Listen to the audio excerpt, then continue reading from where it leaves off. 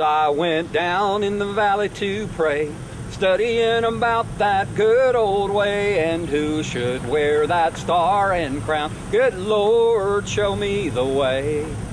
Oh, brother, let's go down, don't you want to come down? Oh, brother, let's go down in the valley to pray. It's a toss-up state.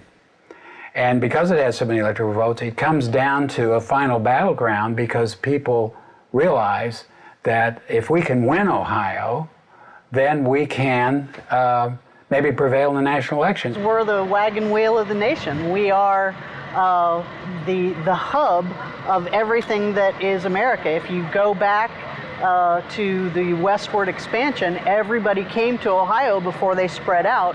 And so we represent the middle class, we represent American values, and we have an awful lot of electoral votes as well. It's fun to live in a town like this because you can have difference of opinion and so on, and still the next day you come in and you have a cup of coffee. And every day, every table, it seems like everybody's talking about it. We get a lot of arguments and stuff too, but because we work for tips, you know, so we have to stay neutral, at least while we're at work. It's a very exciting election, I think, probably because it is also, I think, the most important election in our time.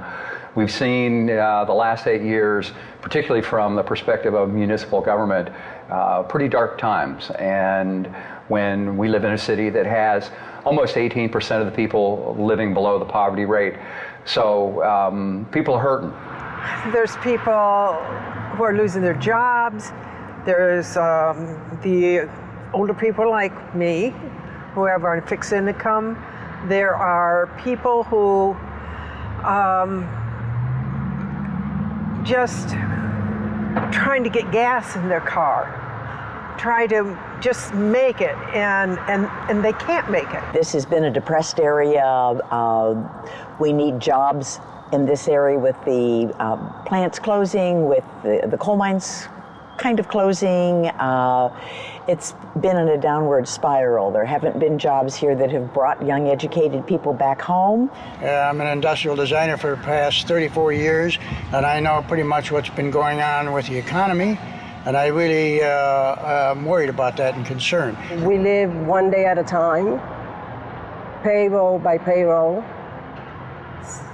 It is rough. The increase of gas, the increase of food supplies, which I have to say, I've never seen this in Ohio. Our country has been suffering. We've had the war for so many years. The economy is at a crisis mode. No Child Left Behind is really not doing the job that it was entitled to do. So education is suffering. Health care, it has been an issue in this country for many years. So it needs to be addressed, and not only to be addressed, but action needs to be taken, and people are ready for action.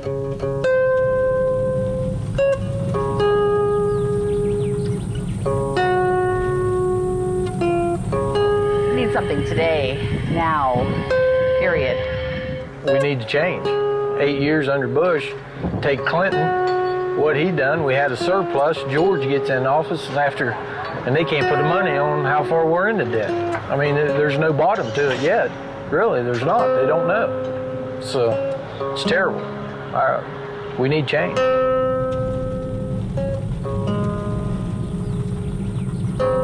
I just don't trust 8 more years of Bush's policies, which is what McCain will do. Our needs are being ignored by the folks in Washington, and the same old stuff is not getting the job done. I don't know what to do. Here's a highly intelligent man that's going to change the country, going to change our approach. And here's a man who has the maverick, so to speak. He has been very strong and been so nice to our country and honorable in the way he has approached things. I think I've been sitting around waiting for it. I've been waiting to hear this or that would push me one way or the other. They both have different views. there's part of McCain I like and there's part of Obama I like, so I'm not really sure which way I'm headed. Mostly we're for whoever does the best job for the country. This year, I think we're both completely Democrat. I was a Republican until about 4 or 5 years ago, and I had enough, and I switched over to the Democrats and supporting Obama, and I really believe in this guy, and he's worth the effort. I've been a Republican all my life since I started voting, and I changed this year. We do see a lot of people that were on the McCain side coming over to Obama simply because they're so dissatisfied and have been so disappointed by this administration. People are starting to get past some of their concerns and say, you know, this is a candidate, this is a team with Obama and Biden that is a necessity for us at this point in time. I mean, it's about us. It's what they're going to do for us. It's how their decisions are going to affect us. It's all about the people. I believe this is such a clear election about the future versus the past. For me, Barack Obama has the openness to new ideas, to think about things in new ways, to look for new solutions, to be creative in those solutions. I happen to be a mediator. I like people who are willing to talk to people to solve problems, because I don't know how you do that without talking to people. I think he just has the skills and the knowledge to build a base in Washington that truly will be for change. For anybody that's in for making change, we're all for it. Yes. Black, blue, yellow, whatever, we're for it. And also I think that you might say we're impressed with the intellect of Barack Obama. He seems to have a sound answer, thoughtful answer for everything, and we like his running mate. I don't care what color it is. I know he's a way more intelligent man than me. I'm voting for Obama and Biden. That's that. No ifs, ands, or buts about it.